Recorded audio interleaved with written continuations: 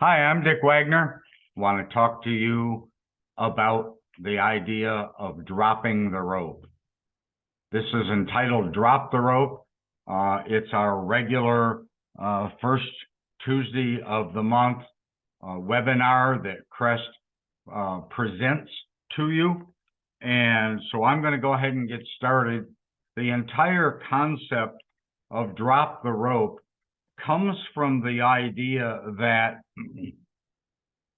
as marketers, or some people call them salespeople, even though they're technically not salespeople, they all think of marketers and salespeople, or really anybody that calls on them, as obnoxious, sometimes pushy, salesy, in their face, always wanting something or trying to get the client to do something. And so the whole idea about drop the rope is about letting go of the tug of war. There's always some sort of tug of war engaged between a marketer and the client, engaged between the homeowner and the salesperson. And so the question is, how do you drop that rope? And then the big question is, why should you drop that rope? Well, I'm going to tell you that the easiest thing to consider is why you should drop that rope. You ought to drop the rope because you are not going to win in a tug of war. You're not going to convince or engage or convert that client or prospect or customer over to you if they're not ready, if they don't want that. And then how do you go about dropping the rope? I hope to show you that over the next few minutes here, especially on your first visit or two or three or four. You don't have any credibility. You don't have their trust. They consider you a risk. Not necessarily a risk that you're going to steal money out of their pocket, but they consider you a risk maybe just simply because they are fearful you're going to steal their time. And we don't have a lot of time today. So on the first couple visits, and then maybe subsequently on the rest of the visits, but certainly on the first couple, the way or the how of approaching the client matters. And if you call on someone and they say, "Hey, I'm really busy right now," instinctively, we tend, or traditionally, we tend to say, yeah, I figured that, but this is only going to take 5 minutes. Geez, that's arrogant. That's pompous. That's smart alecky. I would rather that you said, I understand that. I figured you were going to be busy. That's why I just simply wanted to schedule an appointment with you. That's dropping the rope. That isn't tugging war. That isn't you on one end of the rope and the client on the other end, one of you trying to drag the other over the finish line or out of the game. Dropping the rope is just simply saying, I figured you would be busy. That's why I wanted to schedule an appointment. Or you could even say, so when they comment to you, you know what? We already have a preferred vendor that we use. The perfect way to drop the rope is to say, you know, a lot of my clients initially thought the exact same thing, or initially a lot of my clients told me that exact same thing. Initially. You see, that's dropping the rope, because what you're doing there is you're planting the seed with them that maybe the other company, or maybe this company, excuse me, I said it wrong. Maybe the other companies or clients that that marketer's referring to actually did have another referral source, but initially they had the other referral source. After they talked with the marketer, they realized that they probably should change and go with them. So the whole idea of dropping the rope is to take pressure off of the whole idea of absolutely needing to talk with you right then, and giving them the option to say, no, I'm not interested. And then you can come right back and say, yeah, I get it. A lot of my prospects weren't initially interested. The word initially is the key word here. Nobody, and I mean every insurance agent, every plumber, every property manager, every other restoration contractor, those that I work with, those that Bill works with, they don't like to feel that they're being sold. Nobody likes that feeling of being sold. When we go buy a new car, we don't like the sales guy that's obviously selling us. So we have to do things and say things along the lines of drop the rope, to just let go of that tug of war rope so that the client doesn't have any more resistance. When there's no resistance, they're typically willing to open up. They're typically willing to engage you more. There's always tension between a marketer and a prospect initially. Excuse me a second. There's always tension because the marketer usually is there trying to convert that prospect into a client, and the prospect has tension because they know that the marketer is trying to convert them into a referral source. And so because of that tension, we encourage the entire concept of letting go of that tug of war rope. Drop your end. Let it go. Give it up. Let them feel like they're in charge or in control of that situation. Reality is that that's an illusion if you're a good marketer, but you have to give that illusion. You have to get rid of that tension. If there's tension, they don't trust you completely. If there's tension, you don't have the level of credibility you need to reduce and eliminate their risk of doing business with you. So what could your prospect do if you drop the rope? There are 4 points here of what they probably could do. They could refer you. Well, certainly that's exactly what's wanted. They could stall and delay you. The timing just isn't right now. There's too many other things on their plate. They can't even think about that. Or they just started working with another referral source and they want to see how they're going to pan out. They might decide that it's just simply not a good fit. Your solution just isn't relevant today. Your solution doesn't bring the relevancy that they need. And then last, but certainly not least, and certainly a potential reality, they could simply refer one of your competitors. When they do that, the other marketer did it better than you, or the other marketer got there first and convinced them better than you could have, or did.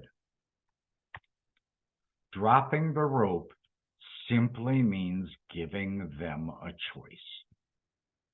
When you give them a choice, it takes the pressure, it takes the tension away. When you drop the rope, when you drop that tug of war, and you're not trying to drag the prospect over to your side, then in reality, the pressure is gone, the threat's gone, the fear is gone, the risk is gone. And the fact of the matter is, not everybody needs your service. Some restoration contractors don't need a restoration coach. Some insurance agents don't need a referral source because they flat out are not going to get involved in the claims process. Some plumbers don't need a referral source and aren't interested in a referral fee because they just don't want the added concern or headache or worry or frustration that you're treating their plumbing customer correctly. Reality dictates that not every prospect is a good fit. The quicker we realize that not everybody is a good fit for us, not everybody is a good fit in every situation. There are compelling reasons why somebody doesn't want to refer you from an insurance agency. There's compelling reason why a plumber might not want to refer you. There's a compelling reason why a customer might not want to use you as a contractor, and they might want to use Cousin Vinny instead.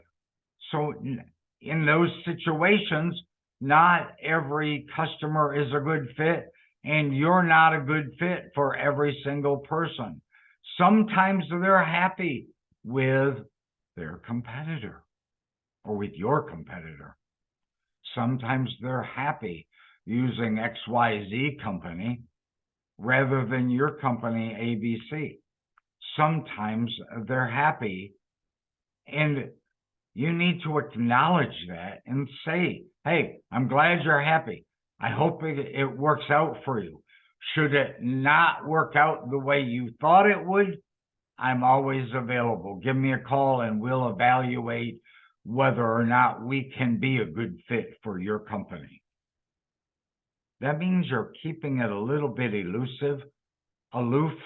You're sort of somewhat preventing them from just, or preventing yourself from sounding desperate, and that you'll take the client no matter what.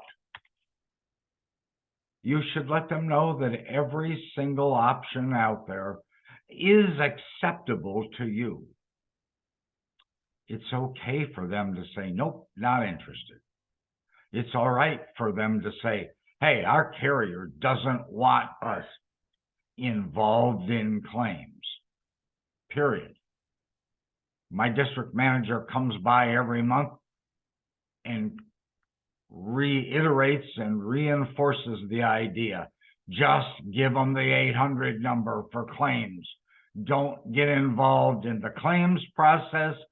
You're going to go down a rabbit hole when you do. Don't refer. That's the risk, okay? We don't give referrals out, period. We don't give referrals. We are not going to get involved in that. Or they might say, hey, we refer 3 companies, and we already have those 3 companies already lined up. A, B, and C, and D, E, and F, and Z, Y, and X. We always refer 3 companies. If they say that, I think I know my response would be, that's great. I'm so glad you have referral sources and options. I would certainly love to be your number 2 referring company. You see, To ask to be number one is without having proven yourself, that's pretty arrogant. To ask to be number three, to get on the list, well, that's kind of suicide, because very, very few company or people go through 3 referral companies before they make their decision. If they call the first one and they don't answer, or they don't respond, they go to number 2. Your chances are 50-50 that number 1 or number 2 is going to be one of those that's called. They almost never go to number 3. So you might ask them how you could be their number 2 referral. You're not so arrogant and cocky that you want to right up front, right out of the gate, be the first referral source, because it'd be nice to be number 2. If they tell you we already have a restoration company, the response ought to be great. Great, I'm so glad to hear that. I'm glad that you have a service that can help your plumbing customer or your policyholder, if you're an insurance agent. That's dropping the rope. If they tell you we'll give you the next claim, your response ought to be awesome, great. I was just hoping to prove to you that we're worthy. That's just, you let it go, you quit. All sales effort stops. All marketing effort stops with them when they say, we're going to give you the next claim. Early in the relationship, don't be afraid to acknowledge that it might not be a good fit. You know, I don't know if we're a good fit for your company, and I don't know if you're a good fit for ours. We both have some pretty stringent expectations, and we want to make sure that you meet ours and that we meet yours. That's, again, dropping the rope. It takes all of the resistance away. Often you already know that they're going to object. Calling on a new client, almost always you can be assured that there's going to be an objection. There's going to be something, that a roadblock that they throw up. It could be the excuse of, I'm too busy right now. I'm getting ready to get on a conference call. I was just going out the door to go to lunch. I have an appointment with a client. I just am overwhelmed this week. I can't deal with the situation or the conversation right now. Be prepared that they're going to object. And remember that a no doesn't always necessarily mean a no. When they tell you maybe, that sucks. Maybe means they don't have the nerve or the guts to tell you no, so they try to soften it by saying maybe. And a yes, well, you know where the yes means. But just because they tell you no, don't be afraid of hearing the no. But my recommendation is to preempt their objection. Use the idea of making them the hero for their client. It's a summary move, or some people call it an elevator speech or an elevator pitch. We've refined that concept, taken the salesiness out of it, and focused on making your client, whether it's a plumber or an insurance agent, making them the hero. We highly recommend that you use their lingo and their language. And don't talk about you and your company. Nobody wants to hear about fire, water, smoke, or mold, or in Matt's case, asbestos. Nobody wants to hear about that. Don't talk about what your company does until at least they ask you specifically what your company does.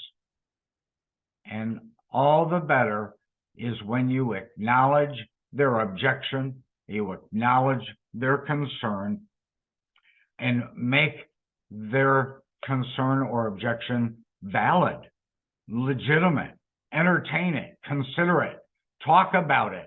That takes the conversation away from you. Bypass their objection is another way to drop the rope. Remember, not all objections require an answer or a rebuttal. When they say, hey, I don't refer contractors, it's all right to say, hey, I get it. I understand your hesitation. A lot of plumbers initially didn't want to refer a contractor. A lot of insurance agents initially didn't want to refer a contractor. And you know what? Sometimes they're just stating their opinion, and they know that their opinion may or may not be valid. It may or not be founded in legitimacy. They may say, I don't refer contractors because they got burned from another contractor, and so they're kind of gun shy right now. So you need to drop the rope by reassuring them that you get their hesitation. You're okay with that. Remember that you should know that their objection might be coming. It might be a reality. They may be planning on and say ultimately what their objection is. And you can't be defensive. Being defensive is the tug of war. Being defensive is yanking on the rope, trying to win them over. Don't be afraid to acknowledge that they can get the services cheaper from another company. Do you want the services cheaper? You know, I would respond with, you know, cheaper can sometimes be better, but remember this: if you are having a heart issue, you don't want to go to the cheapest heart doctor. If you have to have open heart surgery, you don't want a doctor that's performed it only once before. You don't want a doctor that's never performed open heart surgery. You don't want a cheap cardiologist. Always revert back to the fact that your goal is to help with the policyholder retention. Help them recover quickly. Those should be your focuses. You should be telling them, we help your client recover quickly with the least amount of cost and inconvenience. We help them recover quickly, and we work on making you, the insurance agent, the hero, and help you with client retention. Those things matter. The fact is, cheaper might matter. If you've got two different stores and you're buying two of the same size boxes of Fruit Loops, and one store sells name brand Fruit Loops for $4 and the other sells it for $5, that's okay to go with the cheaper one because you're not getting less quality, probably. I highly recommend that you use kind of an example of the heart doctor, or something that says, you know what, if you're trying to fine tune your race car, you don't go to the cheapest mechanic out there to do that. And don't hammer them with unnecessary information. The easiest thing to do for marketers is talk. The less they know, the more they talk. That's just the way it is. And the more you talk, the less you find out, and the more unnecessary information it is. The fact is that when you engage the policyholder, or excuse me, the insurance agent with their concerns, the reality is they may be based on wrong information. So when you're busy defending and chit-chatting about unnecessary things because you're going down the wrong rabbit hole, it's a danger. You might be telling them the wrong information, or you might be telling them information that isn't even a concern for them. It goes without saying, the simpler your explanation is, the better they understand. You can't give a convoluted, long-winded answer, because the chances are really good that you're giving them information they don't want to know or they don't need to know. And remember, when they tell you no, it isn't aimed at you personally. When we talk with a potential Crest client and they initially tell us no, it isn't personal. They're not trashing, and they're not saying that Dick Wagner or Billy Giannone are no good. They're just not good people. That it's not a personal no. Oddly enough, we had a guy in our RMS class not quite a year ago, I don't know, maybe 9 months ago, and he expressed on the phone before he got there, oh, this is perfect. This is what I want. I want to use you guys. I want to sign up to the Crest program. And let's plan on talking about that and ironing out the details when I get to Atlanta. I think it was in Atlanta. And when he got there, he said no after he attended the class. He said no, not because it was personal, that he didn't like what Bill and I were saying. What the no was about was that he did like what we were saying, and that he wasn't ready himself. And so Bill and I dropped the rope. We didn't have any more contact with him. The ball was in his court. And ironically enough, he came back to us last week on Thursday or Friday. He sent us an email requesting a Zoom meeting. We had the Zoom meeting last week. He signed the contract on Monday, yesterday, and he is now a new Crest member. It wasn't a personal no. We dumped a lot of information on that particular client, and they didn't tune us out, but they did say no. But when you dump a lot of information on a potential prospect, a lot of times you're dumping the wrong information on them. They're not interested. They're tuned out. The best way is keep your comments short and sweet. Drop that rope. In words that soften their resistance. Words like feel, felt, found. My mouth is really dry, folks, sorry. The word because.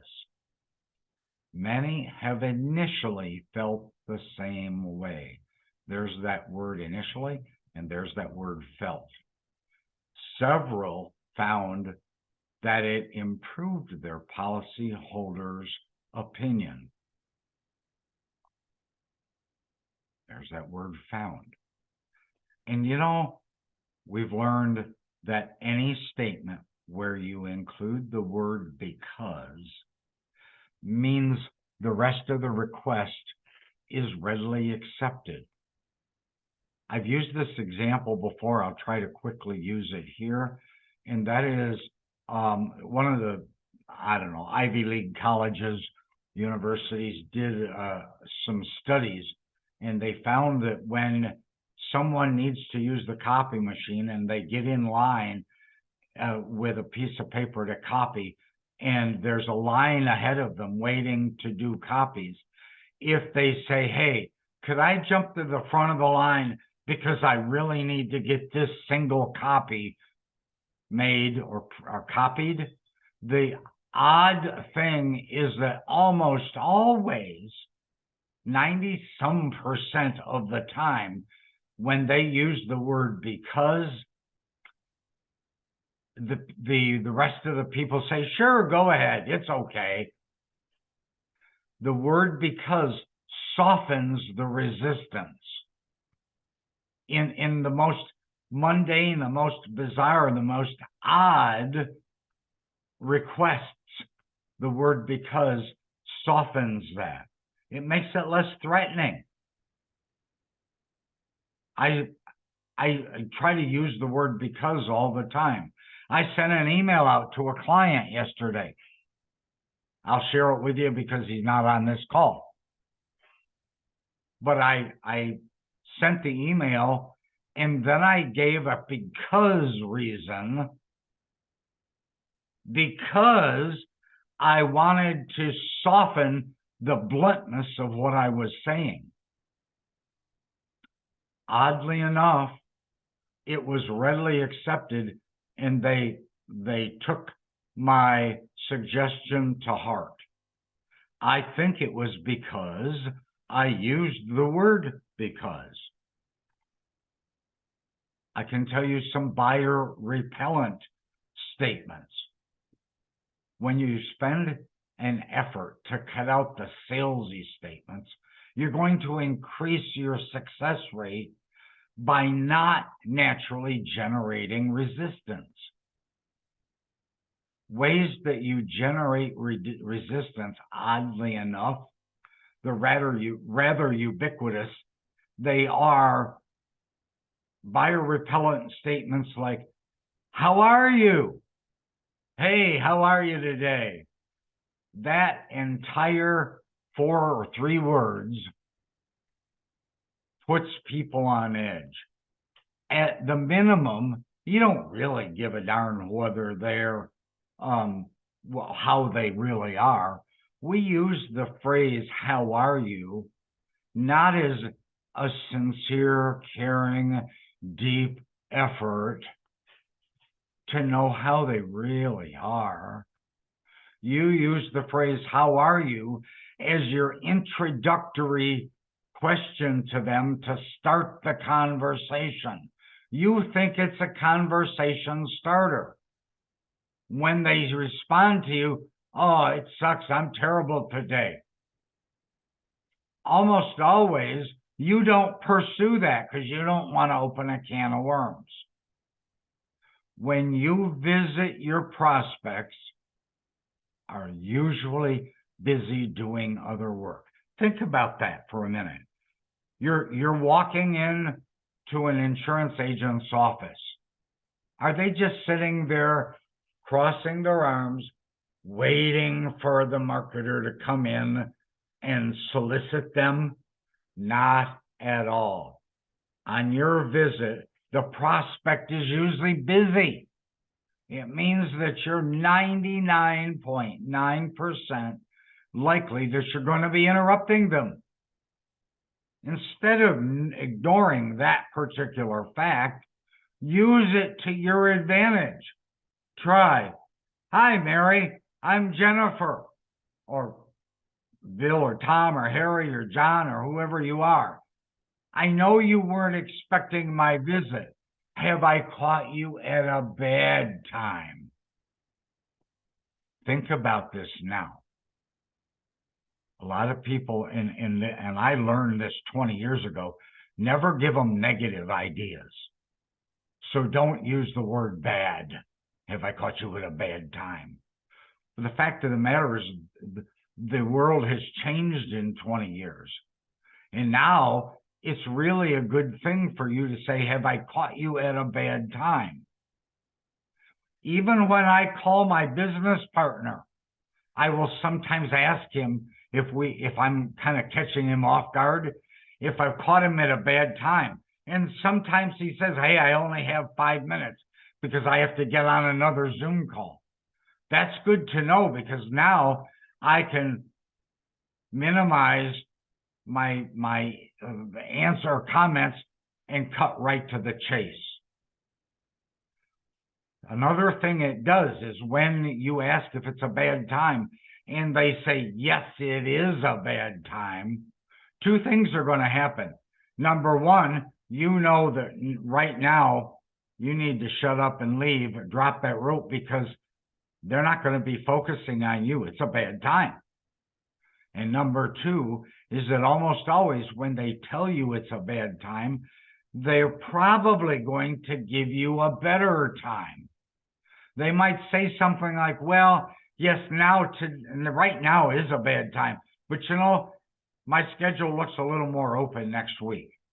Or why don't you come back on next Tuesday? Or why don't you check with me Wednesday morning?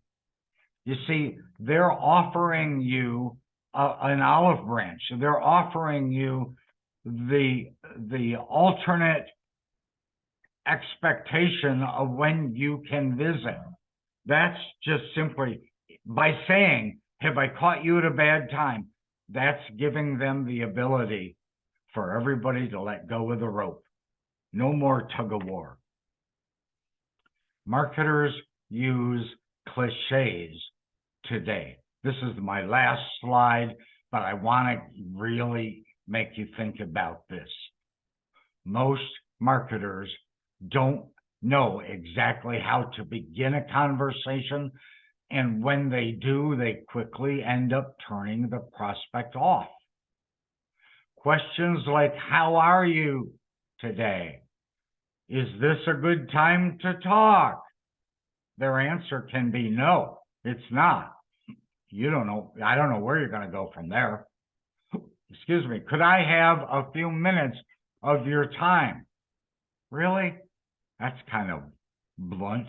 Don't ask that. I was wondering if if you would be interested, and it just beat around the bush.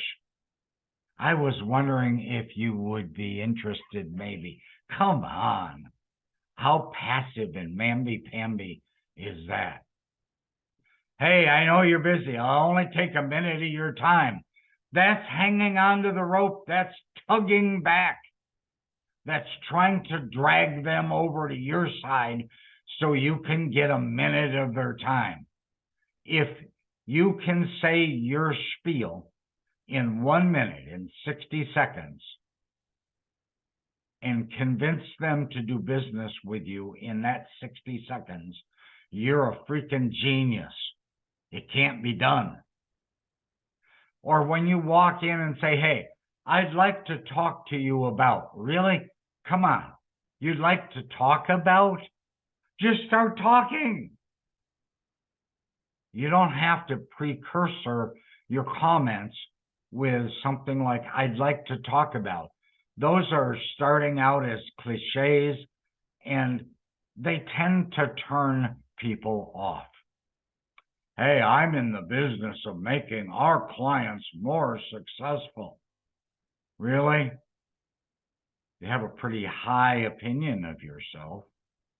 That may be true ultimately, but it's kind of like walking into a client and saying, hey, look, we're honest. We have integrity. We care about our client. Or we're Christian people, or whatever thing that you might tend to say as a filler cliche. That prompts a level of mistrust and distrust. You can't tell your client that you're in the business of making them more successful. You can't tell them that until later on, after you've demonstrated that you're trustworthy. At that point, you can have that casual, careful conversation, but initially you can't say that. Or another one along the same lines. I'd like to show you how we could help you. That's really what you're really saying there is, give me a referral and I'll make you a hero. Again, you don't know that because you know what? That prospect or client might give you their worst nightmare customer. And it might bomb and it might go terrible. And you might try to do everything you can to make that client or that customer happy with no avail. You can't achieve that. And this client knew that. So you can't always prove that you can show them how you can help them. And by the way, every single one of these cliche sentences or phrases, they're dead giveaways that you're selling something. They're dead giveaways that you're a marketer, that you are trying to achieve something, and potentially without them knowing you, it's that they feel you're trying to convince them of something that might be a risk for them. Guys, I'm Dick Wagner. On behalf of myself and Bill Giannone at the Crest Network, thanks so much for listening. Don't be afraid to sign on, use your username and password, and check out the crestnetwork.com, crestlibrary.com, and be sure to download the app on Spotify, or either download the app on Google or Apple, or download the podcasts on Spotify. It's all there. It's all part of your program. Thank you so much. Bye-bye.